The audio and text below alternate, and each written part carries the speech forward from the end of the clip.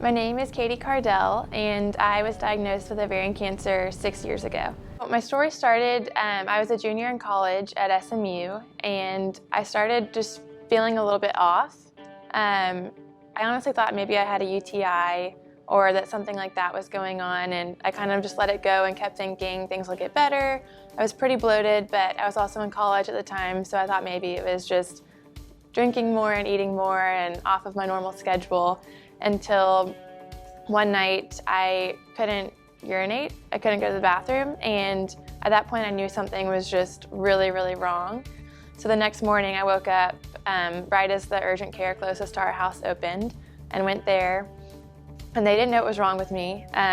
So they immediately sent me to the emergency room. At that point we realized that there was some sort of a mass in my abdomen that was blocking my bladder.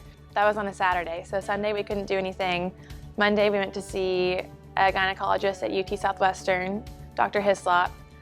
He looked at me for maybe 10 minutes and immediately referred us to Dr. Richardson, who is the gynecological oncologist at UT Southwestern. She was able to tell us that I had a tumor, which was the mass that the emergency room found, that was attached to my right ovary, and it had grown to be about 5 pounds and was the size of a basketball, and that's why I couldn't go to the bathroom. And she said, "Do you want the bad news or the good news first?" And I said, "I want the bad news first." And she said, "Well," let me start to cry.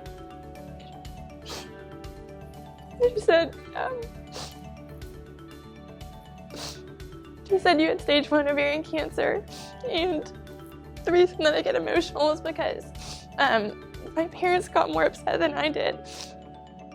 I felt guilty in a way that they had to go through it.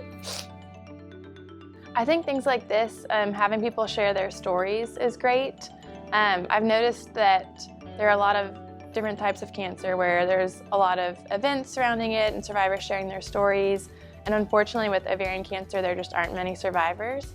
So I think having survivors and caregivers and families and friends tell their stories and just educate the public on what the signs and symptoms are is a great start.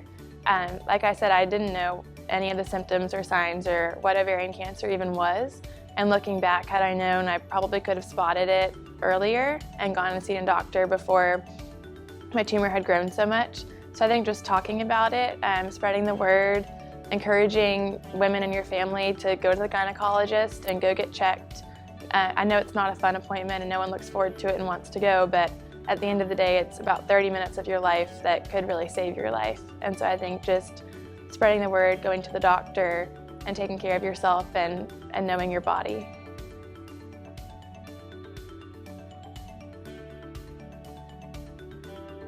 Hi everyone, thank you for coming today. It really takes a team to beat cancer, and today you're part of that team, and everyone here couldn't be more grateful. So have fun and let's ride.